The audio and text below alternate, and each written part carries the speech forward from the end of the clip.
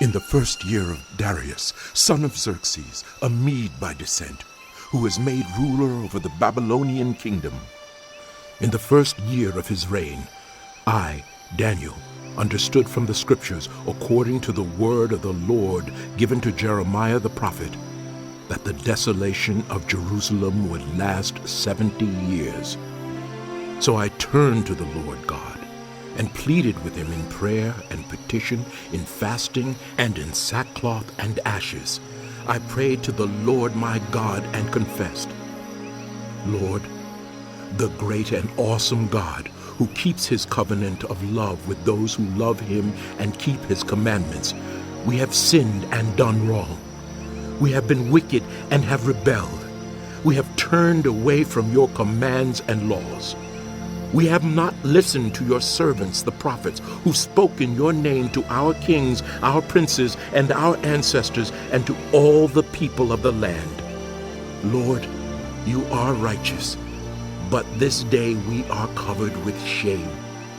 The people of Judah and Jerusalem and all Israel, both near and far, in all the countries where you have scattered us because of our unfaithfulness to you. We and our kings, our princes, and our ancestors are covered with shame, Lord, because we have sinned against you. The Lord our God is merciful and forgiving. Even though we have rebelled against him, we have not obeyed the Lord our God or kept the laws he gave us through his servants, the prophets. All Israel has transgressed your law and turned away, refusing to obey you. Therefore, the curses and sworn judgments written in the law of Moses, the servant of God, have been poured out on us because we have sinned against you. You have fulfilled the word spoken against us and against our rulers by bringing on us great disaster. Under the whole heaven, nothing has ever been done like what has been done to Jerusalem. Just as it is written in the law of Moses, all this disaster has come on us, yet we have not sought the favor of the Lord our God by turning from our sins and giving attention to your truth. The Lord did not hesitate to bring the disaster on us, for the Lord our God is righteous in everything he does. Yet we have not obeyed him. Now, Lord our God, who brought your people out of Egypt with a mighty hand, and who made for yourself a name that endures to this day, we have sinned. We have done wrong.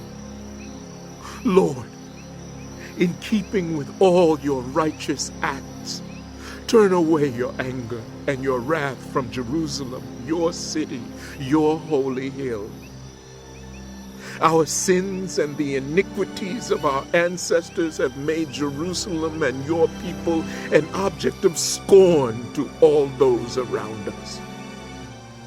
Now, our God, hear the prayers and petitions of your servant. For your sake, Lord, look with favor on your desolate sanctuary. Give ear, our God, and hear. Open your eyes and see the desolation of the city that bears your name.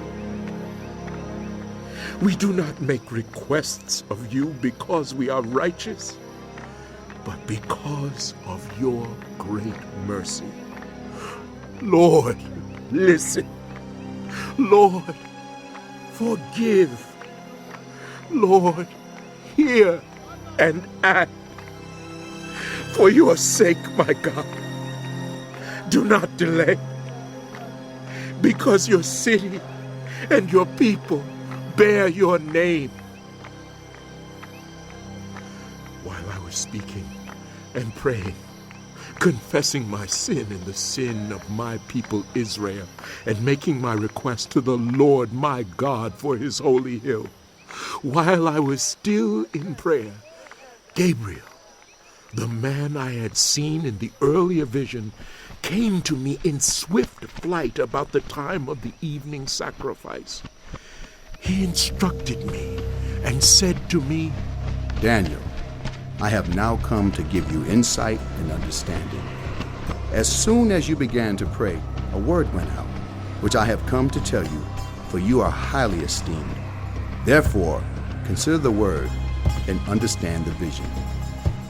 70 sevens are decreed for your people in your holy city to finish transgression, to put an end to sin, to atone for wickedness, to bring in everlasting righteousness, to seal up vision and prophecy, and to anoint the most holy place.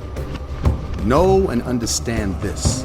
From the time the word goes out to restore and rebuild Jerusalem until the Anointed One, the ruler, comes, there will be 7 sevens and 62 sevens. It will be rebuilt with streets and a trench, but in times of trouble. After the 62 sevens, the Anointed One will be put to death and will have nothing. The people of the ruler who will come will destroy the city and the sanctuary.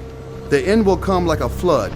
War will continue until the end, and desolations have been decreed. He will confirm a covenant with many for 1 7. In the middle of the 7, he will put an end to sacrifice and offering. And at the temple, he will set up an abomination that causes desolation until the end that is decreed is poured out on him. In the 3rd year of Cyrus, king of Persia, a revelation was given to Daniel, who was called Belteshazzar. Its message was true, and it concerned a great war. The understanding of the message came to him in a vision.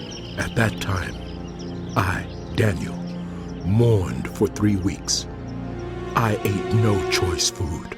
No meat or wine touched my lips, and I used no lotions at all until the 3 weeks were over. On the 24th day of the 1st month, as I was standing on the bank of the great river, the Tigris, I looked up, and there before me was a man dressed in linen, with a belt of fine gold from Uphaz around his waist. His body was like topaz, his face like lightning, his eyes like flaming torches, his arms and legs like the gleam of burnished bronze, and his voice like the sound of a multitude. I, Daniel, was the only one who saw the vision.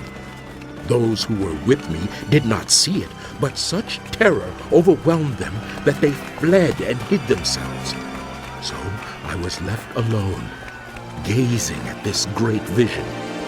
I had no strength left. My face turned deathly pale, and I was helpless.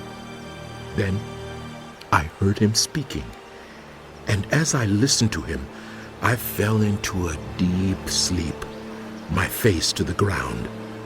A hand touched me and set me trembling on my hands and knees. He said, Daniel, you who are highly esteemed, consider carefully the words I am about to speak to you, and stand up, for I have now been sent to you. And when he said this to me, I stood up, trembling. Then he continued, Do not be afraid, Daniel. Since the first day that you set your mind to gain understanding and to humble yourself before your God, your words were heard, and I have come in response to them. But the prince of the Persian kingdom resisted me 21 days. Then Michael, one of the chief princes, came to help me, because I was detained there with the king of Persia. Now I have come to explain to you what will happen to your people in the future. For the vision concerns a time yet to come. While he was saying this to me, I bowed with my face toward the ground and was speechless. Then one who looked like a man touched my lips, and I opened my mouth and began to speak. I said to the one standing before me, I am overcome with anguish because of the vision, my Lord, and I feel very weak. How can I, your servant, talk with you, my Lord? My strength is gone, and I can hardly breathe. Again, the one who looked like a man touched me and gave me strength. Do not be afraid, you who are highly esteemed, He said. Peace, be strong now. Be strong. When he spoke to me, I was strengthened and said, Speak, my Lord, since you have given me strength. So he said, Do you know why I have come to you? Soon I will return to fight against the prince of Persia, and when I go, the prince of Greece will come. But first I will tell you what is written in the book of truth. No one supports me against them except Michael, your prince.